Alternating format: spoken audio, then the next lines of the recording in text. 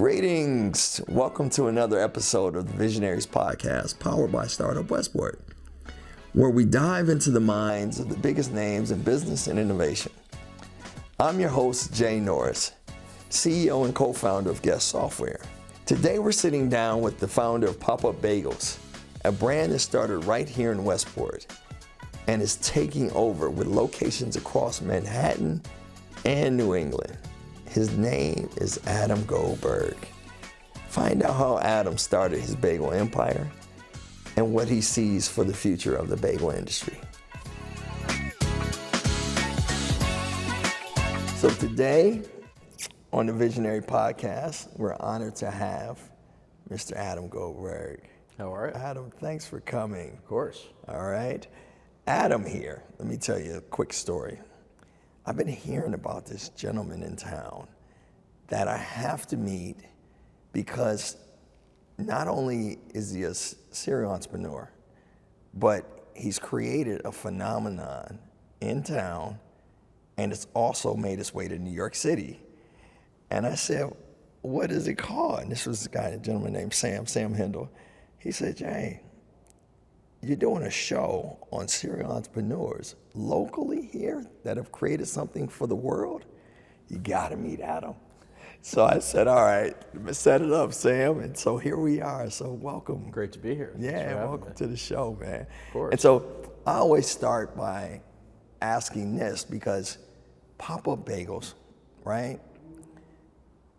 Tell me where you were, and I'm gonna go back on some other things. Sure. But I'm always asking visionaries, can you remember succinctly where you were when the concept PopUp Bagels was like, it crystallized and you were like, that's it, let's go. Like when and where was that? Was it, you know? You know, it was in my house. We started this in my house. It was just like a hot summer day and, you know, mid-COVID, right, having cocktails in the pool at 8 a.m. and, you know, thinking, let's make bagels instead of sourdough today because it's too hot for sourdough.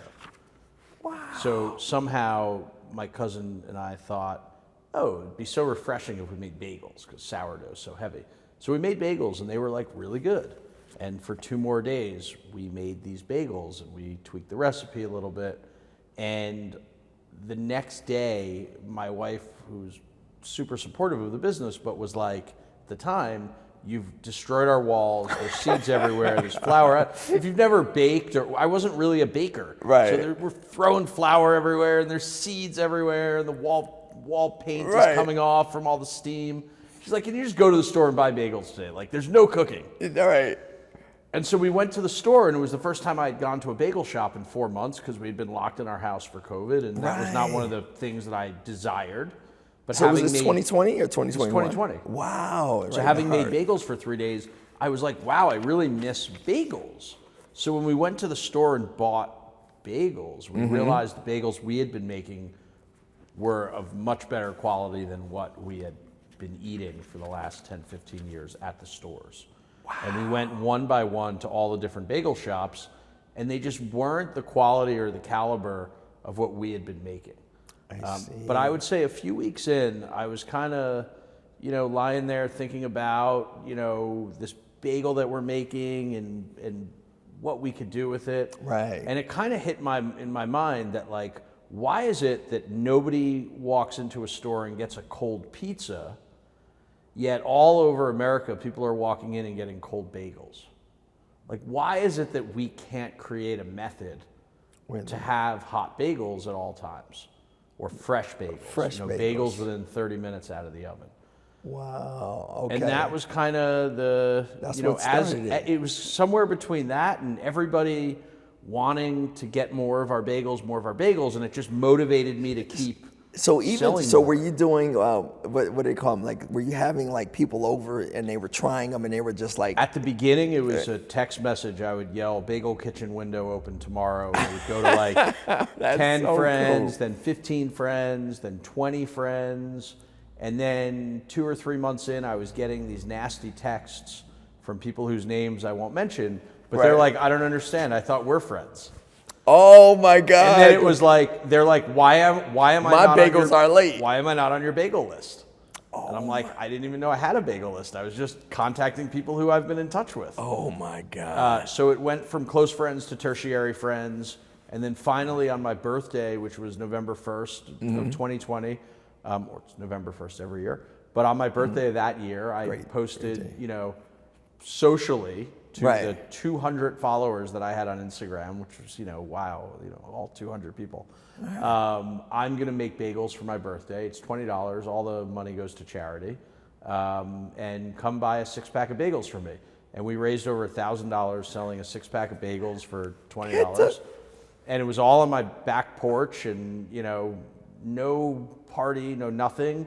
And I sat there and I made like 30 dozen bagels by hand by myself with the help of my wife and 2 daughters that day. And that was it. Dude. And I realized like we're onto something. Dude, beyond something, you're talking about wildfire, like spreading virally. Yeah. I mean, it's like in-person virally. Like it was not even socially. It was the right mix of, COVID. Well, first of all, you have to have a great to spread anything virally. What I'm learning, you could either just get lucky and you're viral for a minute and it's over, or you can have a great product, and if the timing is right and you market it right and you present it right, it can go viral and it can continue. We're going on 3.5 years of virality right now. Wow. And we just keep growing and we just keep doing more things and creating better ways to, reach a bigger community that, wants to eat our bagels. Wow. So here in Westport, it took off.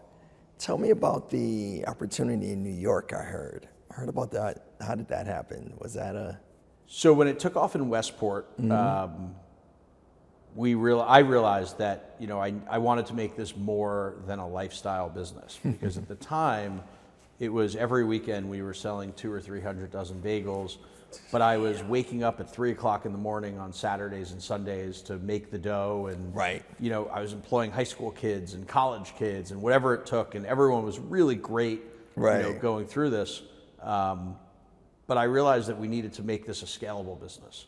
So we raised some money back in September of 2021, and we're able to build out a commissary locally in Reading, Connecticut. And we were able to figure out how to make the dough in a commissary so that we could ship it each morning to the facilities rather than having to go in and start playing with mixers. I see. If you've ever baked before or played with, I've played somewhat, but rising dough and yeast and all of this, it matters on temperature, it matters humidity, it matters, everything matters. We were, for almost a year, every time we went to make dough, anything could go wrong. And I needed to take that equation out of it in order to build this into a bigger business. Scalable business, I see. So once we figured out how to scale it, I did a second capital raise, and at that point brought in some pretty big name investors who had experience in rolling out restaurant names and everything else.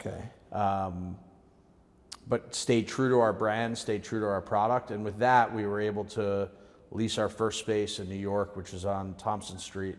In Soho? Right in Greenwich Village. Right on the cusp, right on the border, Thompson and Houston Street. Thompson and Houston, love that area. Right next to a little restaurant called Carbone. A little restaurant, of course. Oh, we talk about a phenomenon. But within 3 months, you had Carbone, and all the people kept walking by and going, "Wow, is that a line for Carbone?" And it was like, no, that was a line for PopUp Bagels. That is. We had a 200-300 person line when we first opened. What? Pretty much every day of the week. Oh my God. Yeah. See, because I've been, like I said, been hearing about it. And then the interesting piece was that, of course, for me, I work in the city. So I was like, they started in Westport, they got to the city already? So it was like a little movement that quickly. Yeah. So when did you open the brick and mortar store in the city? That was April of 23. Okay, so that was about it. Okay. Yeah. A little over a year ago. We now have 3 in the city. We're building 3 more. 3 more stores? In construction, yeah. We've got Brooklyn in construction, and we have 2 in Midtown in construction right now. My God. Yeah. Okay. Oh yeah, we have to talk about that. We have 1 being built in Boston right now, with a 2nd about to get started as well. We have 5 in Connecticut now. We have 5 stores? 5 in Connecticut. Where? What other? Westport, Greenwich, Reading, Fairfield, and Newtown. Oh my God. Yeah. Okay. So this facility we rented in Reading was 1,400 square feet. Right. And that was feeding 2 or 3 stores. And we realized, you know, if we're going to open 8 to 10 stores this year, that facility in Reading's not going to work anymore. I see. So we took over a big facility in Newtown. I see. And now we make enough dough there to feed 25 stores. If we All need the to. stores. Yeah. Wow. But Excellent. we're already Already there. getting ready to build a new one. No way.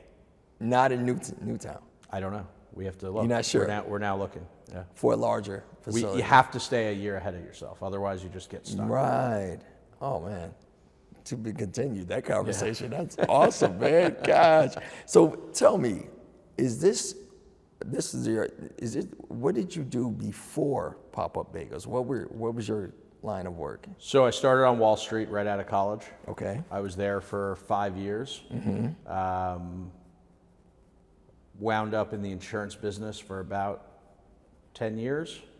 Interesting. And then from there, I was in the flood mitigation business, and I was protecting buildings and cities and municipalities and neighborhoods from floods. Insurance. Okay. Not insurance, actual flood barriers. Oh That wow. would go up around a building.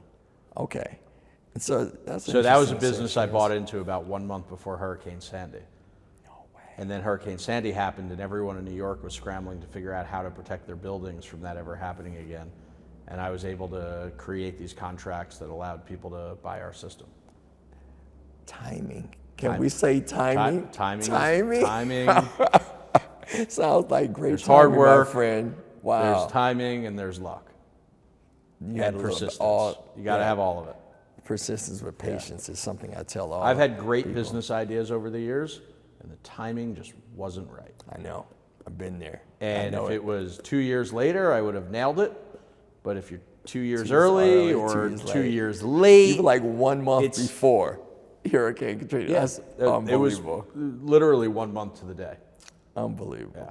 Gosh. But that, so that was the journey. So tell me this. Yeah. Where are you born and raised? Livingston, New Jersey.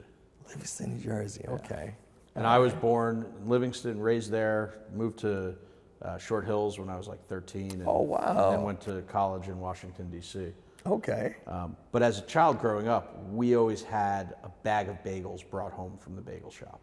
Always. You know, back then, bagels were 25 cents. So Exactly. You'd go to the bagel shop, and for $3, you'd buy a dozen bagels, tub of cream cheese or butter, and you would come home, and for us, we would just dump them out on the middle of the table, and everyone would come in, and it was like a great family moment. And a lot of what came into this PopUp Bagels moment of, you know, we don't make sandwiches, we don't have a deli, we don't slice your bagel, we just sell the bagels hot and whole. And the reason behind that, aside from efficiency and the ability to create a hot product, is I think people miss that. I miss it.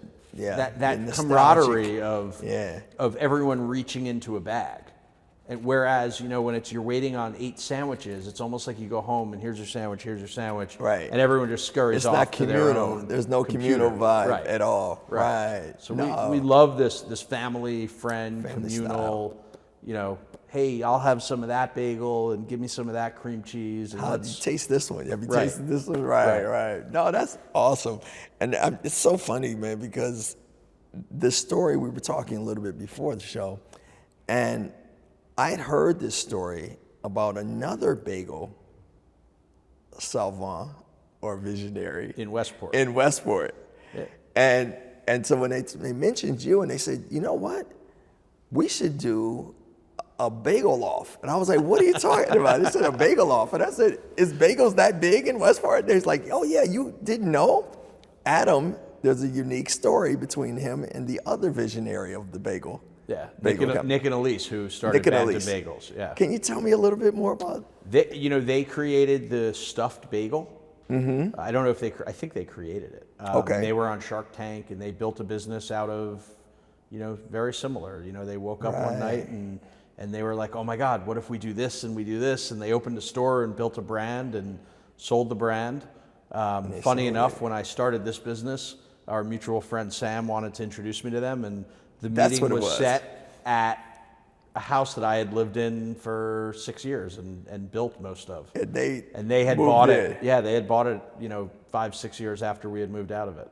Oh my Great God. house, really fun house. And so you guys are sitting I knew where there. some secret rooms were. They didn't. I know, about that's yet. crazy. So you guys met, right, by Yeah. chance through Sam. He connected you guys, and you're sitting there And we're trading we're bagel sitting there secrets. trading stories in their house at the time and my house 6 years prior. It's wild. Yeah, or 10 years And so prior. the reason why I brought it up is because even another friend of mine, Dave Briggs. So Yeah. Dave was all like, Jay, you doing this StartUp Westport thing, and you guys do all these kind of like these events that go on.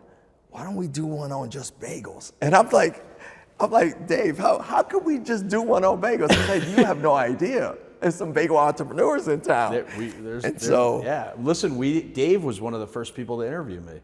That's And what I saw the video. I found it the other day and I was looking at it from Send it to me, like please. the fall of 2020. No, 2020. What?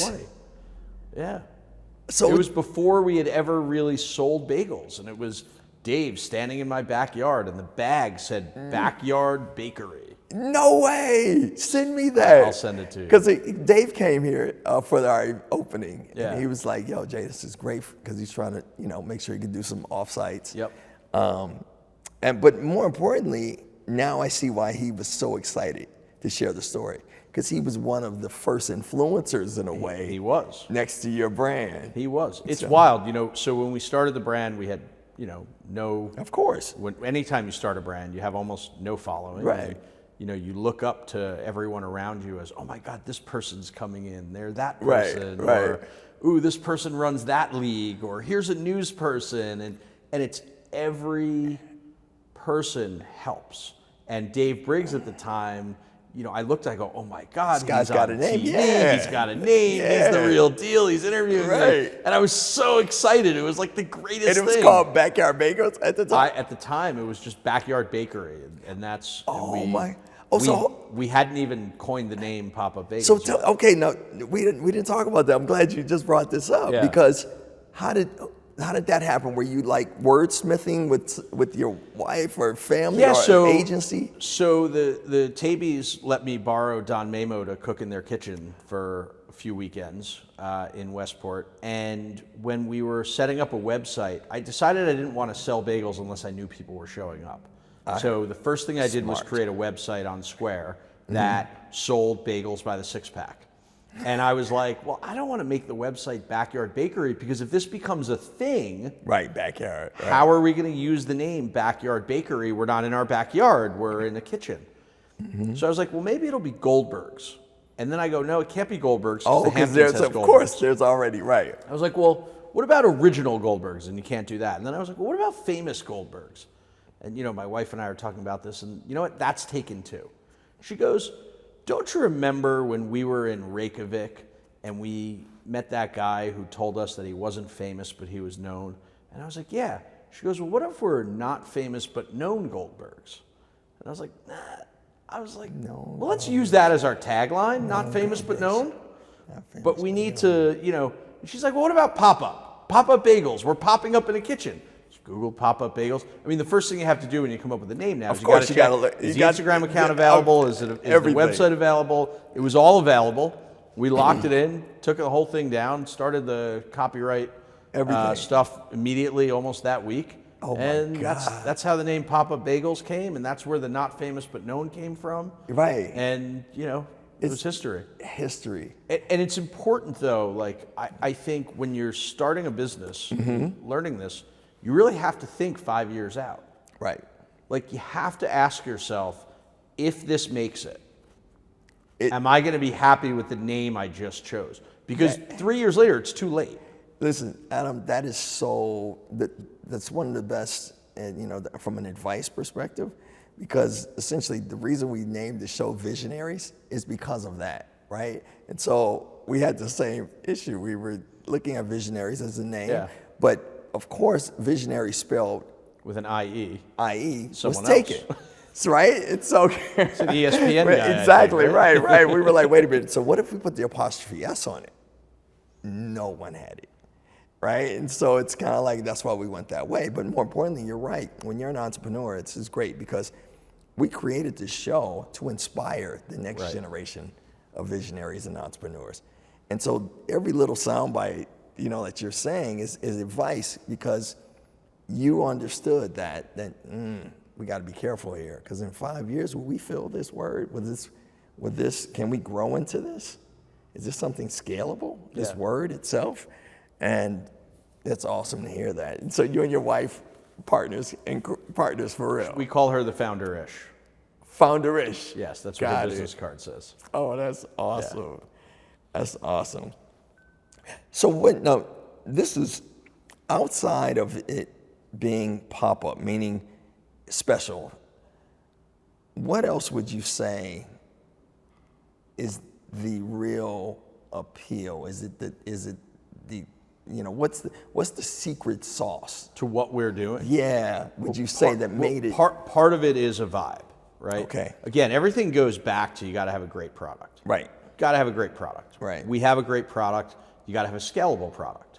We built a scalable product. Right. We had an epic product to start. We figured out how to not lose any of what we designed in the beginning, right, and make it scalable. Right. And now you've got to have a reason for a community to want to build around you. And we built that by making it fun to be in our stores, only hiring people who really want to be there and work there, and pay a little more than everybody else. Make sure your employees feel loved and part of the family, and give people ownership of what they're doing. And I think that's super important, especially in the retail world right now. Yes. All of our GMs have a piece of the business in all the stores that they're operating. Wow. So, the better the stores do, the better they do. That's awesome. It's almost like franchising already. In a way, indirectly. We're moving into, the franchise world at some point. But we want to make sure that when you walk into my store, I had ownership when I was operating that store. If someone came in, everything in my power, I would make sure that person had an unbelievable experience. Right. And we want to make sure that continues in all of our stores. And when I see the reviews on Google and Yelp, it's great when people say, oh, wow, that's a great bagel, or wow, great cream cheese. I love that. But it's even better when they say, it's the nicest staff ever, and they made it the most incredible experience. Or someone once wrote, not only do I get hot bagels, but I walk in a pissy mood and I leave in a great mood, ready to start my day. I mean, that's really the vibe that we bring and the energy that we bring. And also we kept it creative the whole time, and we continue to expand on our creativity by always working with different brands and creating flavors that nobody's ever really put to a bagel before. Right. I think we were one of the first places to ever really focus on trout roe. And that was actually a guy, Darren Ravel, who's a big food guy and talent. And he was like, you have to put trout roe on the bagel. And when we won our first bagel festival, it's because we were putting... Where are bagel... You go to a lot of bagel festivals? No, I mean, I don't go to a lot of them, but there's a few. Wow. There's, the Brooklyn Bagel Festival in late 2021. In 2021, we got invited to the Brooklyn Bagel Festival because, again, as a young business, we reached out to a guy who called himself Brooklyn Bagel Blogger. Wow. And I was like, wow, this guy has 2,000 followers. Right? He's the guy. If I could only get him my bagels. Right? Woo! And at the time, that was our strategies. Who can we reach out to? Who can we get our product in the hands of? And another thing I'll say, somewhat on that conversation is like, if you limit who you reach out to, you never know the opportunity you're going to miss. Right. So if anyone ever said to me, hey, we'd love to get your bagels in the hands of X, Y, and Z, can you get them to us? You were like, the answer was always yes. Yes. Like if it felt like it could lead to something, for the first 2 years, the answer was yes. I don't care what it meant. Right. If it meant waking up at 2 a.m. and driving 4 hours and pretending you were planning on being in that town that day, that was it. Wow, Adam, that's such great advice. Or hey, I'm going to be in LA next Tuesday. Does that work to get together? And if they said yes, buy a plane ticket. Make it happen. You got to make it happen. You have to make that stuff happen. And unfortunately, we talk about timing being a lot, but you also have to create your own timing. And you got to... Yeah, you got to push. You got to push. You got to push. You got to push. I tell people all the time, it's like, persistence and patience at the same time. Always. Have to have it. You got to have it and be resilient. And so, you know what? I had one other one. Sure. Where would you and your wife, founderish, what do you see for PopUp Bagels by 2030? Do you have a vision by 2030 what that looks like for PopUp Bagels by 2030? And which is a long, 6 years, but it used to seem like it was a long way away. Yeah. But it's only 6 years off. It's only 6 years. Yeah. We've been doing this almost 4. Exactly. So. Oh no. So where would you see it? 100 stores? I'd say about 200, 250 stores. Yeah. 250? Okay. Yeah. I think we'll be at 20 stores by the end of 2025 if I could have it my way. But I've recently stepped back, and we were bringing in a CEO who's got experience in rolling out businesses like this. Another great piece of advice I would give is you really need to know what you're great at and what other people are great at, and when you have tools to use, right, like great talent and people that want to be involved in your business, right, use them. And I don't mean use them in a derogatory way. But utilize them. Because if they bring them to play. I ran my own social media PR and customer service for the first 2.5 years of the business. Oh my God! So you handle all social media and PR first 2 years. And about 6 or 7 months ago, came across someone who's great at social media. She joined the team. We came across someone great at PR, joined the team. Over a year ago, I brought someone on who's amazing, and she runs all of our events. And we've built this, from a marketing perspective, which is really what my background is hype marketing, making the event feel amazing. It's been amazing to be able to hand off a lot of those roles to people that you can delegate to them and they can handle that, or they delegate to me sometimes. I mean, it's it's because it's about building a team you can trust that has your vision. Right. And that's hard. It's very hard. That's very hard. That's almost, I think about this a lot, where you have to build that trust as well. Yeah. But essentially say, you know what, you can run that. You run that entire business unit. It's hard, and it took a while. Yeah. From a production standpoint, I brought someone in who had 30, 40 years of experience in this space. And after a month, I was like, great, whatever you say. Like, you're good. Yeah, make it happen. It happen. And I'm kind of seeing that now as I step back from a lot of the decisions in terms of rolling out the store and where we want them to be and how we want them to run.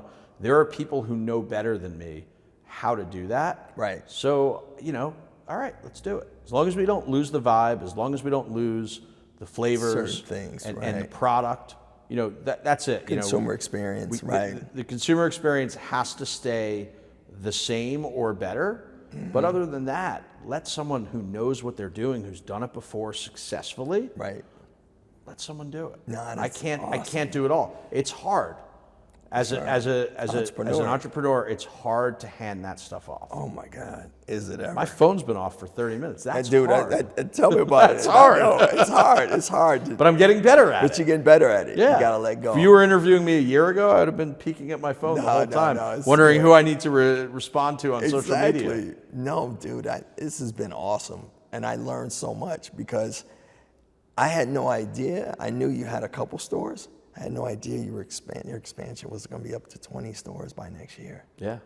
Congratulations. Thank you. I mean that. Man. Thank you. And I'm honored that you're here because I love hearing these stories, and more importantly, the pain points and overcoming those challenges is why we created this show. And you mentioned a lot of those. They're all, the pitfalls are out there. Yeah.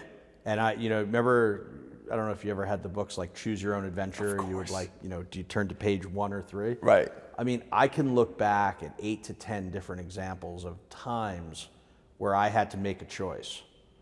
Are we doing this or are we going that way? Right. And every single one of those choices led us to where we are right now. Even if it seemed bad at the moment. Even if it seemed wrong at the moment, sometimes you had to take a step back. We had a lease at the train station in Westport, right around the block from here. Wow. We were going to do commuter sandwiches in the morning. Commuter sandwiches. But you know what? That wasn't a big picture moment. That would have been small town. How many sandwiches could we have sold a day? 30 or 40? Right. And it would have stuck you. And it would have stuck us focusing on sandwiches rather than what our big picture was, which was just keep making great fresh bagels. And instead of commuter sandwiches, we do offices now for 100 people at a time. And that's where you're able to grow the business. Right. The catering, I'm sure. Just like office you said. catering. I hate the word catering. But I hate the word catering as well. Office bagels. Office bagels. We do office bagels really well. It's wild. So tell me about this. So help the audience understand. Sure. You go on popupbagels.com. Yep. You're placing your order. Yep. Can you walk us through the steps? How simple it is? There's 2 ways to get bagels now from our stores. You either go on our website, you can buy a dozen bagels and 2 schmears up front, and you pick a time on our website and a location, and that's it. You show up and your bagels are hot, ready for you and waiting. The other way is you can walk into our stores. And just, we have 3 stores in New York you can walk into. We have no seating. Okay. But you can walk in and you can buy either a 6-pack or a 3-pack. Everything comes with a cream cheese on the side. Right. We don't sell individual bagels. Good. So it's like 6 or a dozen. It's either 3, 6, or 12. 3, 6 to 12. Okay. And we don't sell individual bagels because we're not slicing them, we're not smearing them, and in order to keep the bagels hot and fresh, you got to have some minimum of purchase. Otherwise, it's hard to judge how many bagels you're cooking. I see. So 3, 6, and 12. Yeah, or more. Or more. Some people buy 20. It's fine. Right. We don't judge. Okay. Got it. That's great. And that's why I was wondering because it's like buy online, pick up in store. Yep. Right. Okay. That's what would you say amount of your business is online? In the suburbs, it's 80% buy online, pick up. Wow. In the city, it's 80% walk in and buy. Got it. And that's but sometimes depending on if you're having 4 people over for brunch on Saturday and you want bagels, go online, order it. You don't have to worry about a line. You don't have to worry about anything. Your bagels are waiting for you. You're in and out of the store in 30 seconds. Adam, and my friend, you've done it. You and your wife have done it. Thank you. You've really done something really extraordinary, I feel. Thank you. And it's funny because now I understand Sam, like the way he's been talking about it, he has this enthusiasm. Yeah. And I was like, it's just a bagel, man. He said, no, man, you got to understand the vibe around it, the community vibe, how people picked Sam up to was it. who told me to incorporate. That was another one. That Oh, was way really? Early. Adam, you're onto something here, Adam. You gotta incorporate. But if you're going to incorporate, do it right. That's great. When we set this company up in early 2021, we set it up knowing that we were going to be raising money within a year, and again a year later, and again a year later. We had the vision already mapped out. Got it. That's awesome. So we did it right the first time. We worked with a great law firm and great lawyer and just made sure that everything we did was allowing us to go further. So many people set up businesses and they go to raise money and they have to restructure, and just the restructuring alone, the guy who's giving you money says, I'm not going to deal with it. Right? Yeah, no, you're right. So you did a C Corp? We did a C Corp. Yeah. Okay. From day one. Day one? And they were like, we normally charge $20,000 to set this up. We'll do it for $2,500. And I was like, $2,500? Come on! I know, right? And that was like peanuts compared to our compared to what's going on now. Exactly. Yeah, investors like really? Right. Come on. Yeah. Wow. All worth it. It is definitely all worth it. Yeah. Gosh, man. Now I got to figure out this expansion plan. I can't wait to talk to you after this later on. This is gonna be fun, exciting. We got a lot going on. Yeah, man. Yeah, we'll talk again. We would definitely. This is to be continued, my friend. I love it. This is an excellent story. So, Adam, thank you for coming to the show today. Yeah. I learned so much about the industry for one, but also your story, man. I really love it, and I think it's going to help a lot of other, aspiring entrepreneurs to just hear it. I hope so. It will. I hope Definitely. so.